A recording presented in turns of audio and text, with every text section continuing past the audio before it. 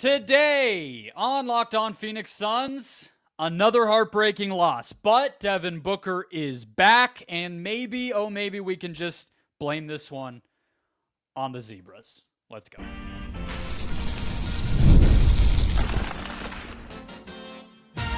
You are Locked On Suns, your daily Phoenix Suns podcast, part of the Locked On Podcast Network, your team every day.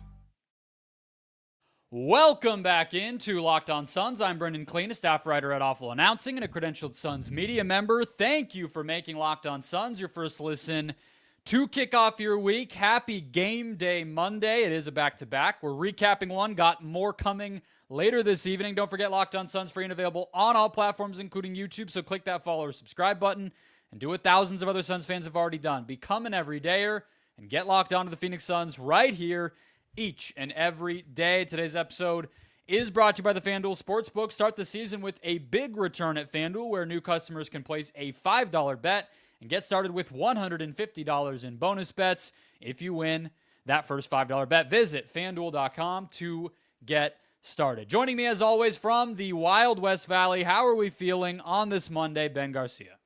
Wild West Valley, more like the Wild Midwest today. That was a little frustrating, but it was overall a good weekend. I'm feeling okay. We have a couple hours to stomach what happened, but we learned a lot of things, and there's some positives to take away from this, as well as some negatives, so I'm excited to dive into it, man. Yeah, I have a hard time getting worked up about a game like this because, one, it was fun as hell to watch, and two, there was plenty of positive, as we're going to dig into. But maybe you feel differently. Let's start with our moment of the game, Ben, and I think you and I are just going to bounce back and forth a little bit here on the final moments of this one. But just to walk people through it, I think, to me, kind of the starting point of this game slipping away and it maybe, really being decided is 4 minutes, 12 seconds. Booker takes a side pick and roll, gets double teamed, kind of coaxes Rudy Gobert out to the perimeter, and makes that beautiful rainbow jumper on the right baseline over the top of him. Do you know what happened or what didn't happen the rest of the way, Ben, before we get beat by beat here? And now that you say it, I'm going to take a guess that there was not another Devin Booker field goal for the rest of the game. And I did not know that was not planned. But as soon as you said that, and as soon as you asked me, I was like, oh my goodness, I don't remember Devin Booker shooting another shot. So what was that, 40? That was his 42nd point of the game? Yeah. Wow. Yeah, so that's really interesting. So Booker just had no help in this game. Okay. Well, that's, we knew that, but 4 minutes of no help, like someone couldn't do anything. There were some bright spots with Oso and stuff, but that is a really good nugget. I would not have thought of that until you pointed it out right now. And he did assist the Grayson 3 with about a minute to go on the drive and kick, which was definitely created by Book, but no scoring from that moment on. And the Suns are still up 7 points, which I believe that bucket put them up 7 at 4:12. It put them up 8. They're still up 7 at 3:02 when Chris Finch burns a timeout before he loses it at that 3-minute mark. Still up 7. And then where it really starts to slip away, and I'll pass it over to you, is there's a possession around the 2-minute mark where Randle takes a top-of-the-arc 3, one of the only ones he missed. The Suns dared him to shoot threes all night, and he actually made the majority, or made at least like half of them, 5 of 11, and misses that one, but Gobert back taps it, and it ends up with an Anthony Edwards left wing 3, and that is where I feel like it started to crumble. But a moment later was maybe the emotional punctuation mark, and that was your moment of the game. Tell it to the people. Well, it was funny because the one you're alluding to is when Jaden McDaniels just yammed all over Mason Plumlee, which just drives me crazy because Mason went halfway up, which he could have easily been called for a foul too with the way that the refs were calling that game. So if you're going to hack him, hack him. If you are going to let him score, get the bleep out of the way and don't risk a and one situation. So he dunks it, which is funny because then you mentioned the Devin Booker created 3 to Grayson Allen. Grayson Allen immediately comes back and hits a 3. But even then, I thought, I texted you as soon as the Jaden McDaniels dunk, I was like, yeah, we lost. There's no coming back from this. Grayson Allen hits a 3, and then outside of that, if I'm not mistaken, that was the Suns' last points of the game. If I'm not mistaken, I believe it was. Yeah. But either way, yeah, you're right. when they had that just insane dunk on Mason Plumlee, I was like, okay. All game I was waiting for the moment of, okay, the Timberwolves are just going to get themselves back in this, whether it was in the first quarter, the second quarter, even the third quarter, even the fourth quarter. The Suns were keeping them within arm's distance. And I was like, there's no way that's they what I was keep going to this say. up. They were you're saying get back into it. They were never out of it. No, they were never out of it. So they never just had to get themselves back into it. And then out of nowhere, Chris Finch, you could easily call that your moment of the game. He calls the timeout, regroups his team. He's going to lose that timeout anyways, brings him in. And then after that, that was all she wrote. And you mentioned something really interesting, because I am pissed. Like, I am annoyed that they lost this game, because at some point I went from, okay, they're going to lose this game, to, okay, now they have to win this game. Yeah. Why are you not as pissed off as I am when it comes to this? The people know that I'm a little bit of a robot when it comes to this stuff. I gotta really see some like mental BS, or I was pretty pissed. Losing to a team you should beat. Those are the things that just really bother me. But if the team shows fight and another good team beats them in a close game, toe-to-toe, I know, I hear you. And if you had asked me, Ben, right the minute of the buzzer, I probably would have given you a different answer, if I'm being honest with myself. But like you said, the game ended a few hours ago now, where we regrouped, had some dinner, and now we're doing the pod. And I think maybe I'm just like, man, that was fun to watch. And I didn't think they had a chance when this game started. So that's why I'm kind of like, I can't be that angry. But you're right. It was a complete missed opportunity. And they got to turn around in 36 hours and play another good team without Paolo, but still another good Magic team. Defensively, they're good. You just got to get these ones. So you're right. You're right. I just feel like, instead of, like, listen, you go on little mini 2-game losing streaks, that happens, especially when you don't have Bradley Beal and Kevin Durant, and Grayson Allen did play against the Thunder. So you lose 2 straight games. No, and you kind of, Grayson didn't on Friday. Yeah, but my point is, like, you lose back-to-back games, then you have the ability to beat the Timberwolves. You kind of stop that losing skid, and then you have a chance to build a very mini winning streak against the Magic, and then you just buy more time for Beal and KD. But now it just feels like, along with myself, we're just kind of scrambling. And the reason why it annoys me is because I thought Bud made really good adjustments. I thought Bud was pretty good in this game, outside of maybe he should have called a timeout a little bit earlier or later there, but whatever, that's just schematics. I'm not going to kill him on that. Fantastic in this game. I thought he was really good.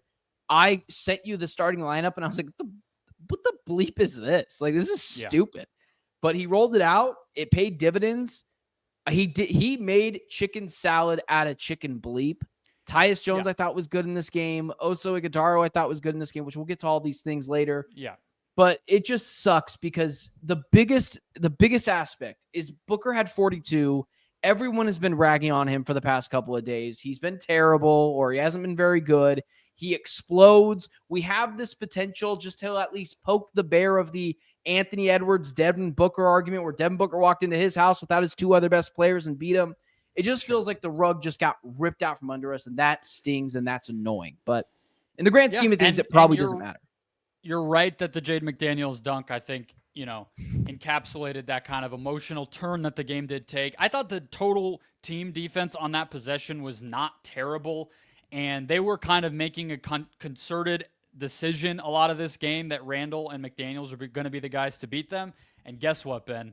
They were the guys to beat them, and sometimes that just happens. But so you said after that dunk that you thought it was over. My moment of the game is actually after you thought it was already over, and it is the possession around 40 seconds when the Suns had 3 chances to score, 2 offensive rebounds, 2 what I would say is decent but not great looks, both floaters by Tyus and then by Book, and then the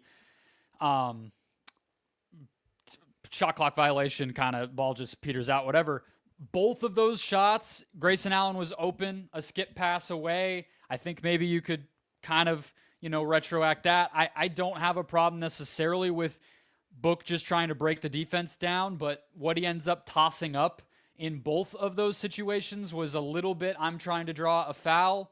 So that was a bummer to see after he had been so effective all night. It's just that Minnesota defense that can be hard to just score against one-on-one, and they proved it on that final possession. But it just is in the same spirit of what we're talking about, where this game was right there.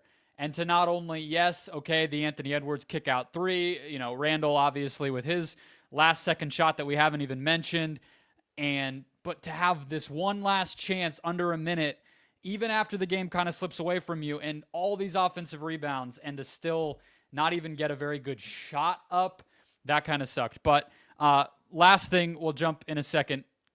In one word, offensive foul on Randle? Yes, dude. Yes. But yes. I do think if you want to, I never blame officials, and I won't this time around, because there's always something you could do better. And we will get to that too at the end. I'm just saying, if you wanted to, I'm not going to blame you. Yes, it was an offensive. Whatever. I would say no. I agree. Okay, I'm going to stop. We will get to that. We'll get to that. We'll get to it. We'll get to it. Yes. But it was. The answer to your question is yes. The answer to your question is yes. Let's break down the most interesting decision of this game, which in my opinion was made before tip-off when the starting lineups came out. What was Bud thinking? Did it work? Hint, yes, it did. And why? Next. First, today's show brought to you by BetterHelp. This month is all about gratitude. And it's sometimes hard to remind ourselves that we're trying to make sense of everything and be appreciative, take those moments. And in this crazy world, that is not always easy. That's where BetterHelp comes in. They help you learn positive coping skills, set boundaries, be the best version of yourself. It's not just for emergencies or trauma or things like that. It can just be about, for instance, exactly what we try to be mindful of during the month of November. Hey, I just got to relax, take stock of things, be positive.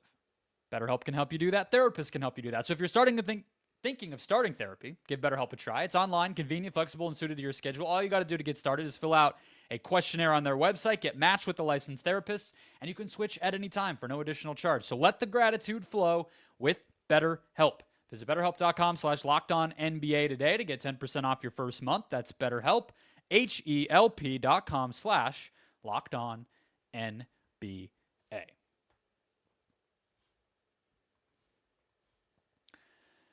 Keeping it rolling here, Ben. Let's go to our lessons of the game. Mine is all about this too big lineup, and I want to see if Ben will let me nerd out. I want to remind everybody first to sign up for the Locked On Suns daily newsletter. We got the latest numbers, Ben. We're up to the middle of the pack. Let's go. Let's go. Our wonderful everydayers. They heeded the words, but I think we can do better. We're not the 17th biggest fan base, most passionate fan base in the NBA. I'm not trying to point fingers, but I could throw some names out there that I know our fan base is bigger than. I'll point fingers. Who would, whatever. I don't have the numbers in front of us, but we're better than the Mavs. We're better than the Lakers. We're better than the Celtics. I think the Bucks were ahead of us. Come on. The Bucks are stupid, but that's all you can do in Milwaukee is read. In Arizona, we got a bunch of other things you got to do. It's freezing over there. It's nice over here. No one tells you. No one ever tells you, though, I'm going to go vacation in Milwaukee. They vacation in Phoenix right now. So, of course, they're reading. Bunch of dorks. Bunch of dweebs. Prove it to Milwaukee. Prove it to the whole network that there are a lot of Suns fans out here. I know there's more of you. So click the link in the show description or go to LockedOnDaily.com. Click the Suns logo and type in your email address. Get the news and analysis you need every day about the Suns and the NBA. Get a little writing from me this week. Stay up to date with the show. Support Ben and I directly, and it's free for you. That's really the bottom line. All right. Did you expect Mason Plumlee to start at the 4 today? Did you think we'd be talking about that? I did not expect Mason Plumlee. As soon as I looked at it, I thought it was a typo or like a whatever, graphic designo. I was like, why is Mason the social media team screwed something up, but they did not, in fact, and Plumlee did. Went jumbo. They went jumbo, and they started at the 4, which is funny because, like, last year, the year before Minnesota, it would have been like, oh, makes sense, Cat. But he doesn't play for this team anymore, so that made it even more exactly what I thought. Of a surprise, Ben. But so I'll break down my observations on this, and I think I'll write about it a little bit more in the newsletter today, because to me, it's the biggest Suns takeaway from this game. I mean, Book getting back on track, that's pretty expected. This one was out of the ordinary.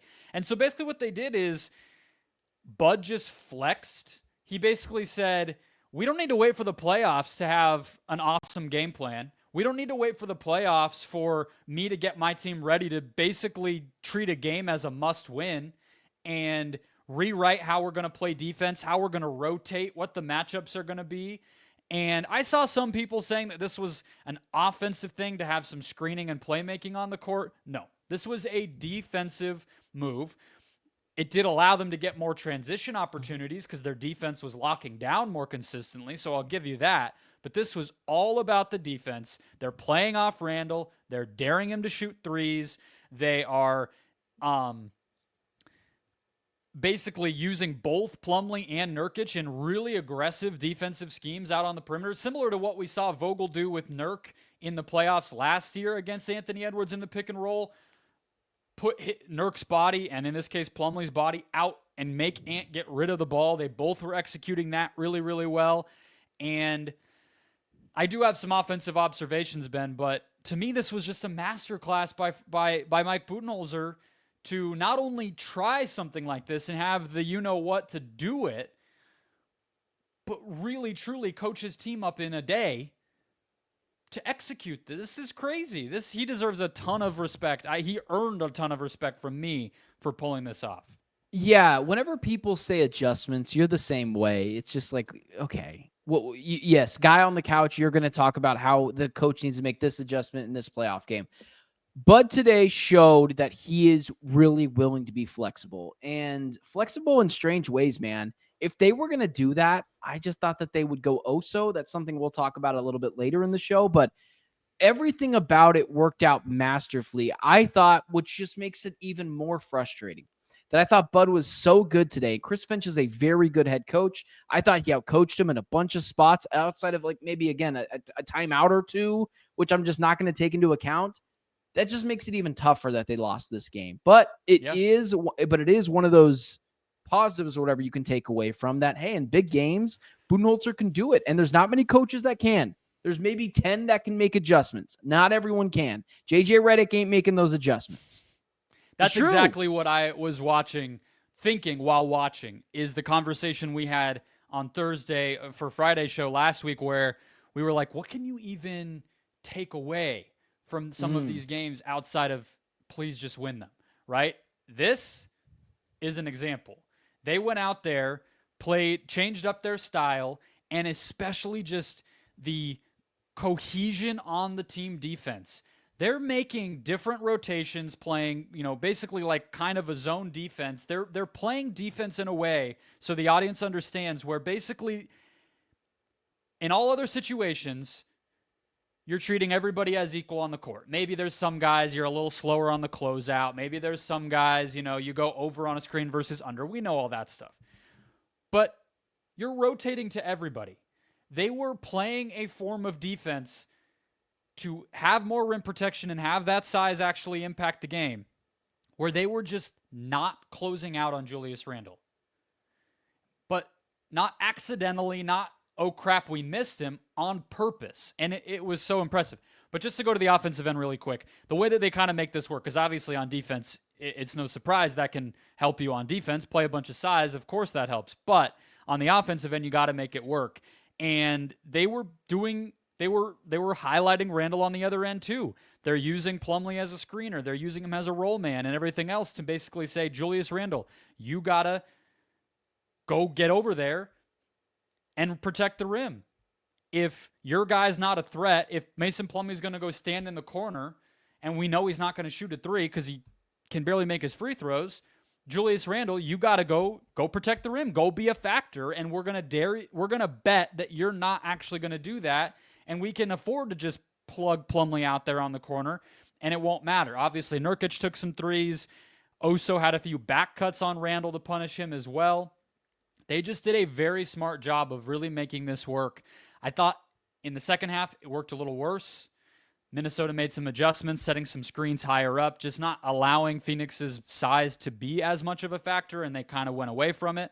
But still, big tip of the hat to Mike Budenholzer for this. Far and away my lesson of the game, and something that this coaching staff, this team, I'm sure will tuck in their back pocket and say, we can do this. We can play this way and really make an impact. And if it comes back in a Denver series, in, whatever down the line, I think we'll look back on this game and think, that's when they got it. That's when they figured it out. And just so the casual NBA fan, which I don't mean that in a bad way, I just mean the casual NBA fan, that is the right thing to do with Julius Randle. Oftentimes he will shoot himself out of games. And if both guys aren't going, which is a very viable thing that could happen in the playoffs or in high pressure situations with Anthony Edwards or Julius Randle, it is a good thing to make him beat you from shots outside the perimeter. I don't think Julius Randle's going to hit 5 3-pointers again, especially in a shorter offseason. They didn't have a ton of times to work with him. I mean, he shot 11 of them.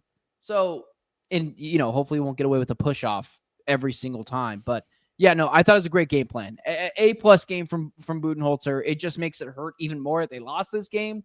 And I hope that he brings this for every game right now, especially where it just kind of turns to now it feels like the Magic is a must-win. So at least you can bet on him having a game plan to be ready. Just really quickly, just building off that point, you're building a lot of things onto what I was already going to say. But, listen, the Suns' depth when called upon is really good.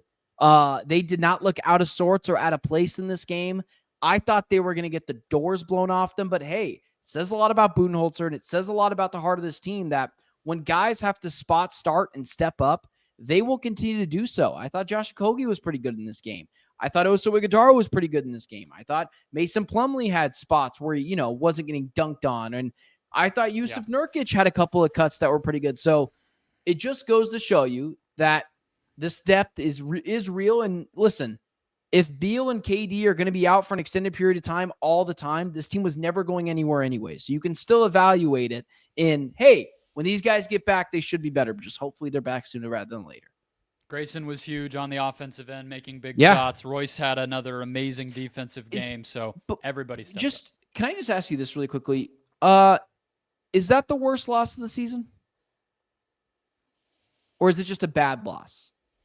I tend to think that the worst losses are where you're just not competitive. So to me, Friday is probably the worst loss of the season. Okay. Which is why we're not talking about it at all. Well, it was also 3 days ago. Booker was terrible. He bounced back. Those narratives are already dead. Like, there's not a lot of things to talk about from that game. If Booker was bad again, so I think if Booker was bad again, then you can say that. But okay, I could side with that. Okay, let's get to these offensive fouls.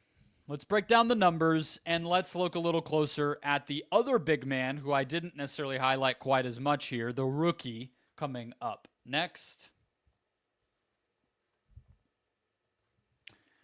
First, today's show brought to you by the FanDuel Sportsbook, America's number one sportsbook. Get ready to tackle the NFL action with FanDuel, because right now, new customers can bet $5 and get $150 in bonus bets if you win. The FanDuel Sportsbook app gives you everything you need to place live bets on the NFL all in one place. So when you get a hunch in the middle of the game, you can check out the latest stats, view live play-by-play, and so much more on the same page where you place your bets. Just visit FanDuel.com to join today.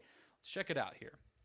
I don't think they're going to have a Cardinals line, but I would think that they will probably have an NBA line, a Phoenix Suns line on Monday night against the Magic, as they do.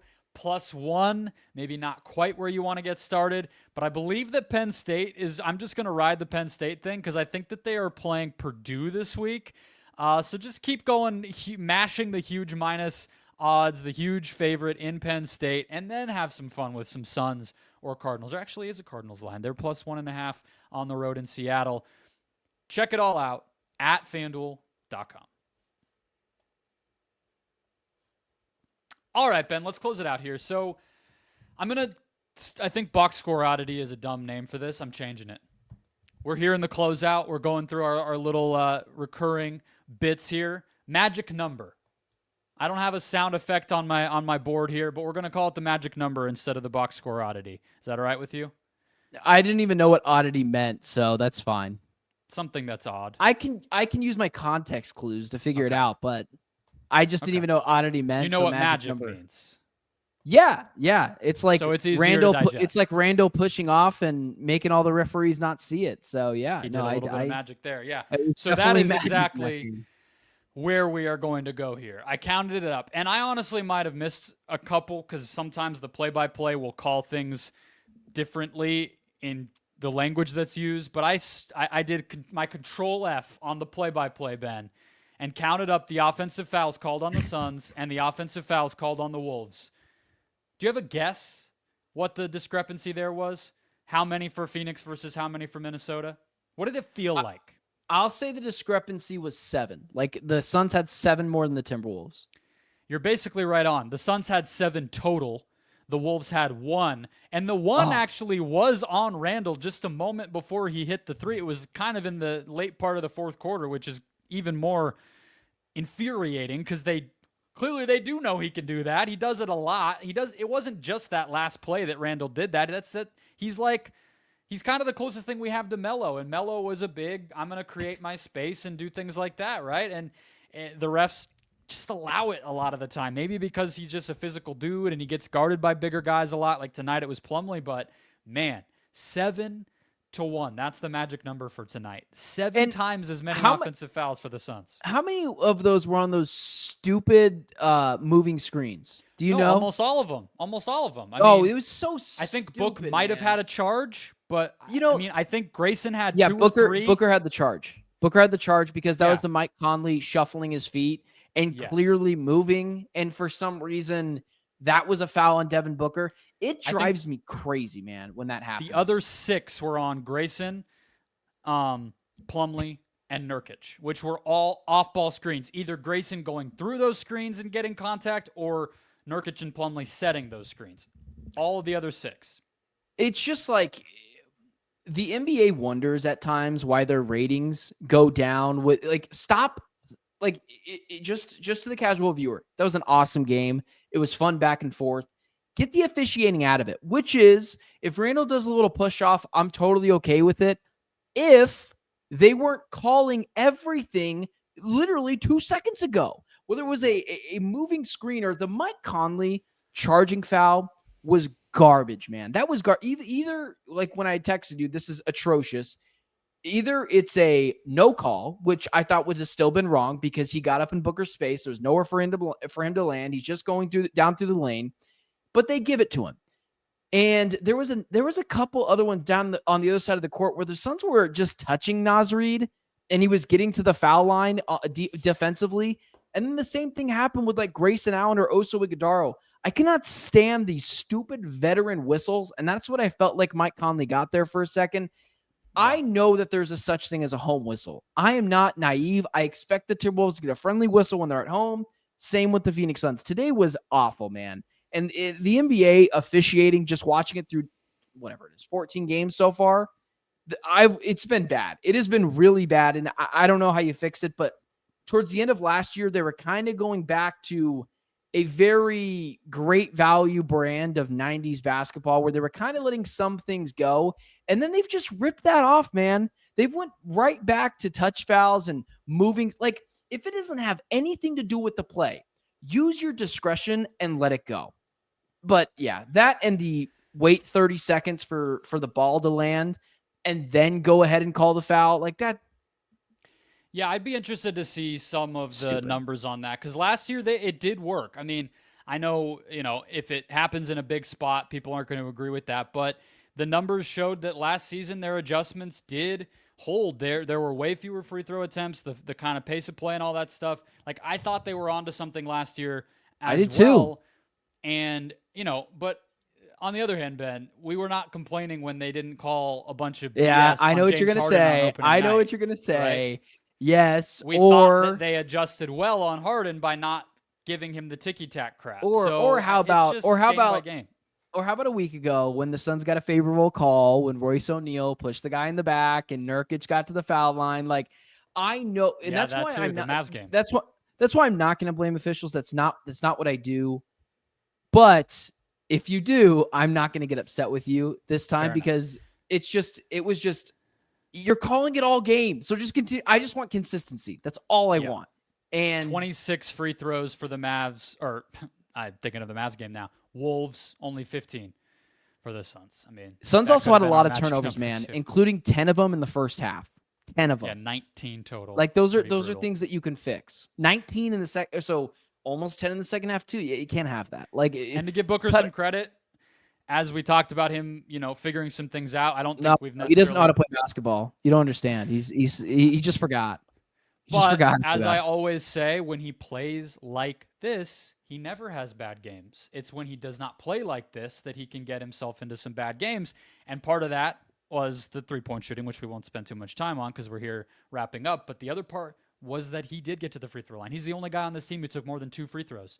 And when he puts his head down and draws contact and finishes, that opens up a lot of the rest of his game. So he was the one guy that I think the Suns could rely on to kind of get a beneficial whistle. Although, as I mentioned in that offensive rebound, multiple possession moment in that final minute, he maybe tried a little too hard. So, it's always going to swing on those little calls and little moments. But, yeah, the Wolves got a lot more of those tonight. Oso, rookie watch real quick before we wrap up here. So we talked about the two big stuff, and a lot of this game, that meant Oso. Oso played a lot of 4 in this game. I would be surprised if maybe he played 4, 5, 6 minutes as the center, but most of the time he was guarding Randle. He was secondary rim protector. He was kind of, executing some of that pick and roll coverage. He was on offense doing his normal playmaking. And, man, I know the strength stuff is there. I know that, we'll see what happens come playoff time if he can really survive in that type of environment, Ben. But I just trust him in the regular season already. I don't have worries when he's out there. And maybe a lot of that I maybe give credit to Bud too, but he's figuring it out. And I think that they can plug him in and not really miss a beat here down the stretch of the rest of the season. So a couple of weeks ago, I was the one that pumped the brakes on, and you as well. I don't think you were fanboying over Oso Ighodaro. But I had mentioned I needed to see those flashes of like, oh, that's a real NBA player. And I've seen that with Ryan Dunn, although he was just invisible today, at least offensively on the court. I saw those flashes that I needed to see from Oso Ighodaro. I am ready to call it now. That Oso, now I'm not saying he's going to be an all-star. I'm not saying he's going to be a Hall of Fame. I'm not even going to say he's going to be a 10-year starter in the NBA. But I am definitely ready to say now, officially, Oso Ighodaro was a hit of a draft pick in the second round. Things are just like the expectations. If you do anything in the NBA, you're a hit in the second round. So him to already be here in year one, it's like great. Well, that's why I try to grade him on a curve, because he was a second round guy. That's why I keep my expectations. Everyone that wanted Bol, I'm like, no, I'd rather see what Oso Ighodaro does. He flashed multiple times today, not just offensively. It seemed like he had more confidence offensively with that little push shot that I love to give him, some crap for. Defensively, man, he looked like a man amongst boys at times, and some really sorry bleeping fouls on him against Naz Reid that I thought were just sissy ticky-tack fouls. Oso not only flashed offensively, I thought he was really, really good defensively, getting his hands in passing lanes. I think it's just that confidence that he started to learn since being in the NBA, and I'm ready to call it now, man. Second rounder, he's a hit. I don't know if he's going to be amazing forever, but he's a hit, and that's all you can ask for. You can hit in the second round. Even if, like, this is close to his ceiling and maybe he just physically, fills out and matures and that's it, and he just is this type of player, maybe he's a third big. I'm not even saying that I think that's his ceiling, but even if it is, that's huge value at 40. Most 40th picks do nothing. Most 40th picks we don't even remember the name of 2 years later. And he's here playing 26 minutes and executing this, kind of rabbit out of a hat game plan against a team that has had the Suns' number and is a team you're going to need to go through in the West. Like, I mean, you couldn't be more pleased. Just to prove your point, who was the Suns' last second-round draft pick? Can we remember them? Well, Kamara, but that doesn't count. No, that doesn't count. That doesn't count. He didn't play a game with the Suns.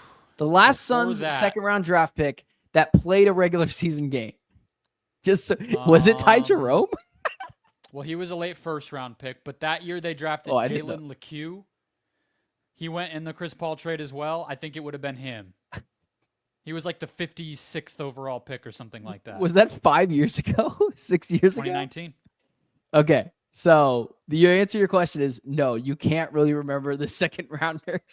I'm just if you'd have told me and they have drafted, been doing this podcast too long, which is the only reason I remember.